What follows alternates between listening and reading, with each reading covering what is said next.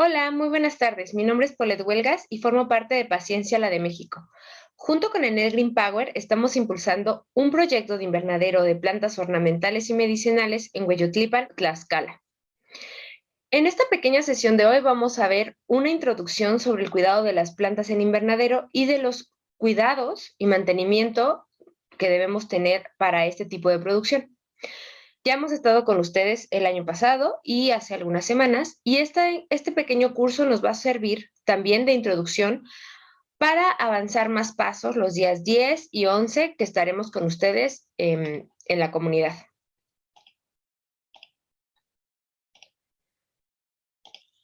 Entonces, comencemos. La primera pregunta que vamos a resolver es: ¿qué es un invernadero y para qué sirve?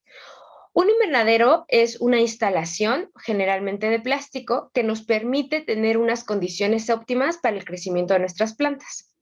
En este diagrama vamos a comenzar viendo el sol, que emite una luz solar que se llama de onda corta. Eso quiere decir que tiene mucha energía. Entonces, el invernadero permite que esa energía entre y ayude a las plantitas a crecer de la mejor manera, pero a la vez evita que ese calor salga. Por lo tanto, vamos a tener unas condiciones de humedad y temperatura mucho mejores que si tuviéramos las plantas en el exterior.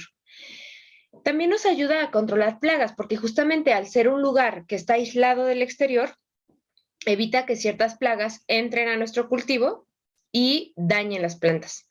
Sin embargo, hay que tener cuidado, porque si alguna planta o algún insecto o alguna enfermedad llega a entrar al invernadero, va a ser muy difícil sacarla.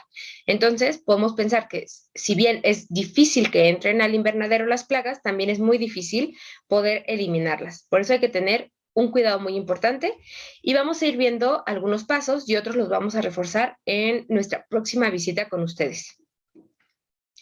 Entonces, como les decía, a la vez que tenemos ciertas condiciones que son muy buenas para las plantas, también es posible encontrar plagas y enfermedades. Las principales enfermedades están dadas por hongos y por bacterias, y como pueden ver, ataca, por ejemplo, a las flores o a las raíces.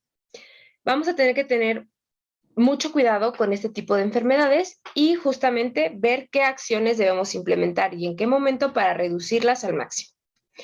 También tenemos algunos insectos que justamente funcionan como plagas y que pueden ser desde áfidos, hormigas u orugas, que se alimentan y dañan las plantas y pueden incluso ayudar a que otras enfermedades como los hongos ataquen a nuestras plantitas. Entonces, en este sentido, siempre va a ser mejor prevenir que reparar. Por eso vamos a hablar de algunas de las acciones más importantes y generales que podemos implementar en nuestro invernadero. La limpieza antes de ingresar al invernadero es fundamental, tanto de nosotros, de nuestros zapatos, de los aditamentos que tengamos, pero también de las plantas que ingresemos. Entonces, en nuestra salida ya lo veremos, vamos a revisar las plantas para que si llegamos a encontrar alguna que tenga alguna enfermedad o plaga, no ingresarla y dejarla fuera de este proyecto. También es muy importante cuidar los niveles de humedad y aprender a manejar las ventilas que tiene el invernadero. Algunos de ustedes ya habrán visto que es posible subir y bajar algunas ventilas, y estas van a ser muy importantes para mantener unas condiciones de humedad y temperatura ideales. En temporada de calor, por ejemplo, se sugiere abrirlas para que el calor no sea excesivo y también la humedad pueda salir, y con ello mantener condiciones óptimas para nuestras plantas. Nunca se debe dejar la puerta abierta, porque obviamente esto permite el ingreso de insectos y, como les decía, sería muy difícil sacarlos. También es muy importante aprender a preparar productos biológicos que se llaman biopreparados, que nos van a permitir tener una prevención de hongos ideal, además de cuidar el pH del suelo. Ya se realizó un análisis de suelo preliminar y vamos a estarlo revisando con ustedes en la siguiente sesión, para que veamos cómo está actualmente el suelo en el invernadero, ver cuál es la posibilidad de utilizarlo, y vamos a estar hablando de otros sustratos alternativos también. Pero entonces aquí tenemos estos 5 puntos que son fundamentales para evitar y prevenir la aparición de plagas y enfermedades.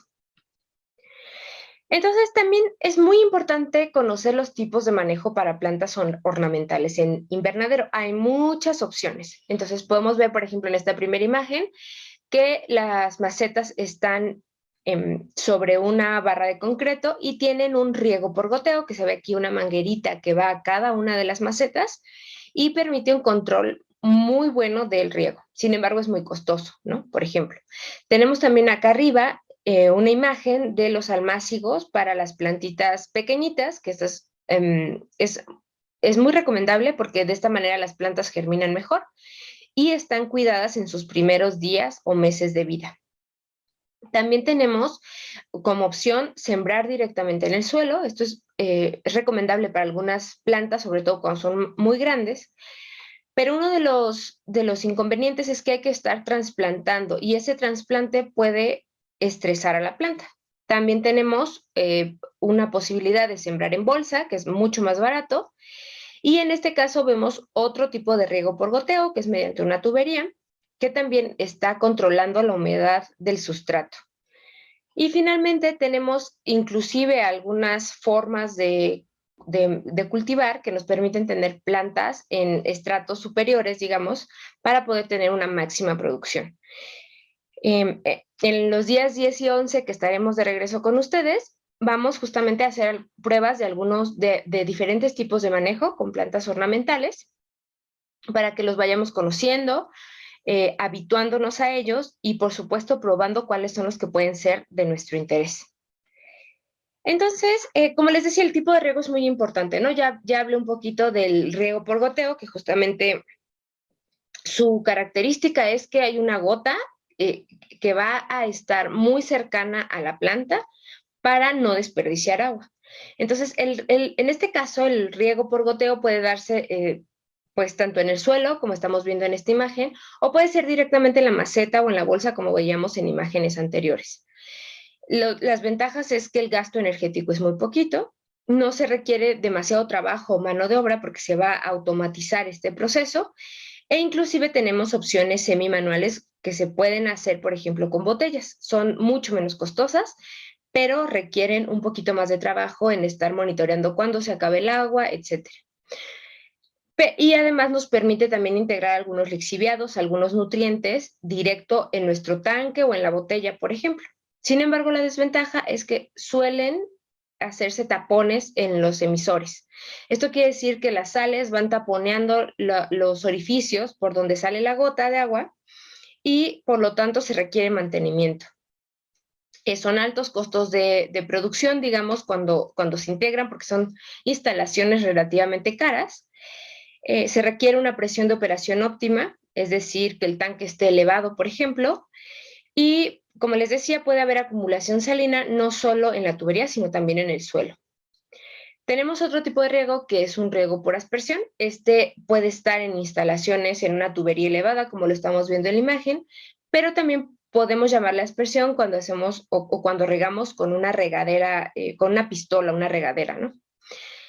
En sistemas automatizados permite una buena dosificación, un menor consumo de agua y obviamente nos permite una automatización en el caso de este tipo de sistemas o semimanuales en el caso, por ejemplo, de una pistola de aspersión, ¿no? Igual que en el caso del riego por goteo se puede presentar obturación de los emisores. Obviamente aumenta el costo de producción cuando integramos este tipo de instalaciones. Se requiere una presión de operación igualmente. Y el problema con este es que estamos, como se riega sobre la planta, estamos generando humedad en la zona foliar y tallos. Ya lo vamos a ver más a detalle, pero el hecho de que las hojas y las flores o los tallos estén húmedos puede hacer propensas a las plantas a sufrir más enfermedades por hongos y bacterias. Entonces, si se opta por alguno de estos tipos de riego, hay que simplemente tener muy en claro cuáles son las desventajas para atenderlas y prevenirlas de la mejor manera. Y finalmente está el riego por absorción, que significa poner una charola debajo con agua para que el agua vaya subiendo por capilaridad hacia el sustrato y a la planta. Y tiene de ventajas pues que se puede controlar relativamente bien la humedad, se puede hacer un riego de varias plántulas a la vez Pero la desventaja es que pues no estamos automatizando, digamos, eso implicaría más trabajo de mano de obra y no es posible usar con este tipo, bueno, sí es posible, pero se desperdicia mucho biopreparado o lixiviado cuando usamos este tipo de riego. Pero es bueno, por ejemplo, cuando estamos generando plantulitas, así como lo vemos en la imagen, una charola de germinación y debajo una charola con agua. Entonces, cada uno de los riegos tiene ventajas y desventajas. Los vamos a ir probando a lo largo de nuestra interacción con ustedes y vamos a ir platicando y haciendo el análisis de de cuáles nos parecieron mejor o cuáles no, y obviamente irlos seleccionando ya para una producción más grande. Es muy importante también hablar de los insumos comunes. Como les decía, ya se hizo un análisis de suelo. En la siguiente reunión, allá en la comunidad, vamos a estar haciendo plantaciones, reproducción de plantas y también vamos a estar utilizando la composta. Si bien se puede preparar en la misma comunidad, es importante considerar cuánto vamos a necesitar para la producción y probablemente en lo que se establece una producción correcta de composta, pues se puede hacer compras.